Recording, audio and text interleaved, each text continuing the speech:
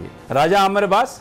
मेरे महबूब कायद मियाँ साहब तो हुण आ रहे हैं, मियाँ दे नारे वजणगे जनाब, ये पटिशन चली गई है, आपका क्या ख्याल है, ये ऐसे ही चली गई?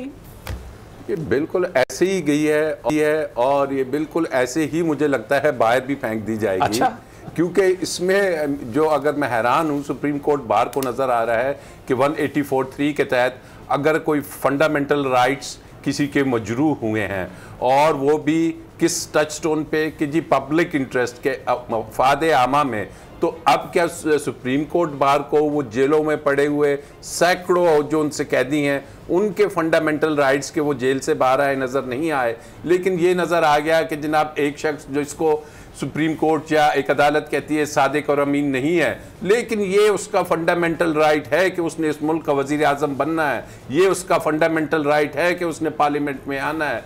तो उसमें कहते हैं ये अवाम की डिमांड है। देखिए अवाम की डिमांड है तो आपका जो आइन है वो क्या कहता है, वो ये कहता है कि सादिक और अमीन आपका पूरा आइन खड़ा हुआ है on the touch stone of Islamic principles of Quran and sharia. तो क्या सुप्रीम कोर्ट ये कह सकती है कि सादिक और अमीन जो उनसा है उसको ख़त्म कर दिया जाए? क्या वो कुरान और सुन्ना के खिलाफ फैसला दे पाएगी? नाअहली एक दफ़ा की हो, एक टर्म की नहीं, वो कैसे कह सकते हैं? पैसे बनाना कोई ऐसी बड़ी बात नहीं है, क्या थोड़े से बना लिए? सुप्रीम कोर्ट को बार को अंदाज़ा होना चाहिए, इख्तियार नहीं है कि वो आइन में किसी भी किस्म की अमेंडमेंट कर सकती है। ये सवाल पहले भी आ चुका है, ये जब ये तमाम अफराद नाअहल हुए थे, काफ़ी सारे पार्लियामेंटेरियंस थे और ये 5 मेंबर बेंच ने डिसीजन दिया था कि ये हमारा काम नहीं, ये पार्लियामेंट का काम है। आइन में अगर आप चाहते हैं कि एक मुद्दत की हो तो जाके आइन में अमेंडमेंट करें। अब आई डोंट नो कि जनाब उनको क्या ये पड़ा है कि इस वक्त उन्होंने आके ये चैलेंज कर दिया है कि जनाब मफाद आमा में सिर्फ एक हयात जिसको परपेचुअल हम कहते हैं कि नाअहली है, उसको चैलेंज कर रहे हैं। तो पहले तो साबित करें ना कि ये फंडामेंटल राइट कौन सा है, फिर साबित करें कि जनाब ये मफाद आमा में कैसे फॉल होता है, फिर साबित करें कि जनाब ये जो है इसको आइन से स्ट्रक ऑफ अगर करवाना चाहते हैं तो फिर ये साबित करें कि जनाब ये इस्लाम के असूलों के मुनाफी कोई बात की हुई है। मेरा सवाल वेरी इंपॉर्टेंट, ये आपके बड़े वैलिड पॉइंट्स हैं, लेकिन मेरा सवाल आपसे ये है कि मॉरली अगर आप ये सुप्रीम कोर्ट ऑफ पाकिस्तान में आर्गूमेंट करें जाके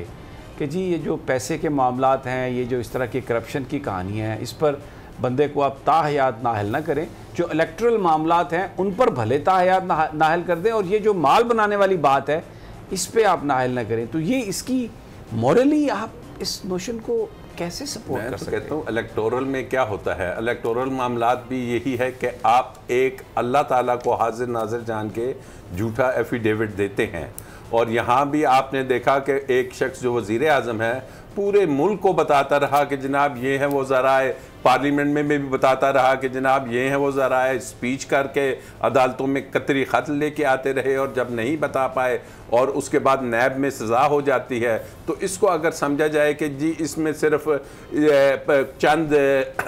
सालों की सज़ा हो, तो नैब के कानून में ऑलरेडी मौजूद है कि 10 साल के लिए तो आप नैब के कानून से पब्लिक ऑफिस नहीं होल्ड कर सकते। और जहाँ तक रहेगी कि सादिक और अमीन, तो अब इसकी तशरीह की जाएगी कि क्या एक दफ़ा जो शख्स डिक्लेयर होता है कि सच्चा और झूठा नहीं है, फिर खुदा की ज़ात तो माफ़ करने वाली है, क्या इंसान को हक है कि उसकी डिक्लेरेशन चेंज कर दे? एक और सवाल है मेरा,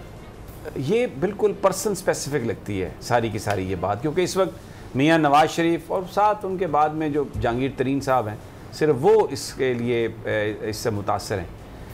आपको लगता है कि सुप्रीम कोर्ट बार एक बड़ा प्रेस्टिजियस इदारा, पाकिस्तान की एपेक्स कोर्ट, उनको इस तरह पार्टी बनना चाहिए एक के लिए? ये दरख्वास्त नून लीग वाले किसी और फोरम से दायर करवा सकते थे, वकीलों के ज़रिए करवा सकते थे, लेकिन सुप्रीम कोर्ट बार का ये इंस्टीट्यूट जिसको जब वो सदर जो बन जाता है तो सुप्रीम कोर्ट बार का प्रेसिडेंट है और बार में हर कौमियत के, हर शहर के, हर सूबे के लोग आते हैं, वकालत करते हैं, तो वो एक पूरे मुल्क की नुमाइंदगी हो रही है। लेकिन उन्होंने ये चूज़ किया कि वो नवाज शरीफ साहब के वकील बन के तो वहाँ उनके लिए अदालत से जाके भीख मांगे। ये मुझे बताइए, ये do you agree with this situation? Absolutely not. It shows कि जनाब क्या सुप्रीम कोर्ट बार की तरफ से पिटीशन आना सीम्स कि जनाब शायद वो जो जुडिशरी है या सुप्रीम कोर्ट है उसको प्रेशराइज करना चाहते हैं कि जनाब ये वकला का एक कोई मामला है, ये kind of blackmail also, pressurise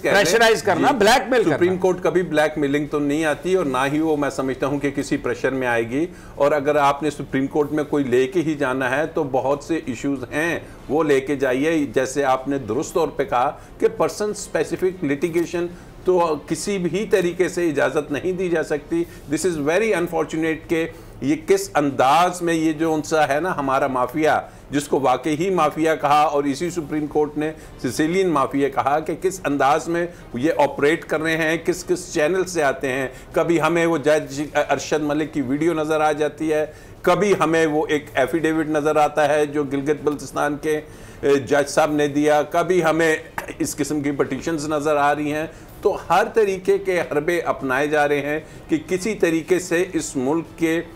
system को मजबूत ना होने दिया जाए और अदारे जो ऑलरेडी इतने कमज़ोर हैं उन्हें मज़ीद कमज़ोर करने की कोशिश की जा रही है, जिसकी वजह वही 5th जनरेशन वॉरफेयर भी है। एंड इट्स टाइम कि अगर अब अदारों ने रियलाइज़ नहीं किया तो फिर अपने ही पाँव पे कुल्हाड़ी मारेंगे। अब ज़रा आप ये देखिए कि एक तरफ वो जमात है, वो लीडर हैं जिन्होंने अकामा नहीं शो किया और छुपाया, और वो जो अकामा सिर्फ अकामा नहीं है, वो एक ऐसी टनल है,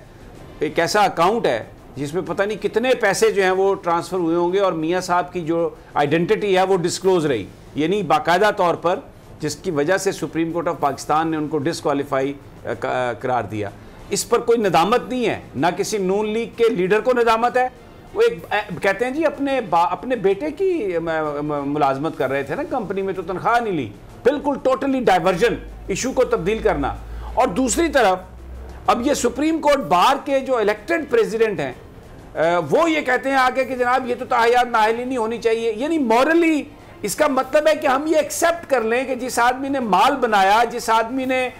इस मुल्क को लूटा, वो जो अपने वसाइल अपने ज़राए नहीं बता सकता, वो ताहिल ना उसको हुकूमत करने का हक देना चाहिए, यानी एक लाइसेंस उसको मिलना चाहिए। This is what it means Raja Amir Abbas. It means बज़ाहिर जो उसकी प्रेयर है, अब वेरी शेमफुल प्रेयर है कि जनाब अगर उनको आप सादिक और अमीन को हटा के कह दें कि जी आपको 3 साल के बाद या 5 साल के बाद वज़ीर आज़म बना दिया जाएगा, आप तशरीफ़ ले आइए। आप उसी अदालतों में कहा जा रहा है कि आप अपने केसेस में तो आ नहीं रहे, मफरूर हैं, सब कुछ है, और आपको वज़ीर आज़म के लिए या पार्लियामेंट का मेंबर बनने के लिए इजाज़त दी जा रही है। और ये वो जैसे हमारे एतजाज़ एहसन साहब कहते हैं कि जी मियाँ साहब बड़े लाडले हैं अदालतों के, तो उसी किसी गलतफहमी के चक्कर में ये आ रही हैं। अदालतें ये नहीं देख सकती कि आप मियाँ नवाज शरीफ का केस है तो वो इस तरीके से आके कोई आइन में इस किस्म की ऑब्जर्वेशन दें। तो ये है कि अगर इनको बहुत शौक है तो पार्लियामेंट में ये ले जाएं, एक करारदाद पास करें, पार्लियामेंट को बिठाएं कि जी आइन में ये 62(1)(f) ये आया भी तो बाद में था, तो आइन में जैसे ये इंसर्ट हुआ इसको ये निकाल भी सकते हैं। क्यों नहीं अपने जो पार्लियामेंट का फोरम है उसे नहीं यूज़ करते। सब्सक्राइब करें और बेल दबाएं ताकि कोई खबर रह न जाए।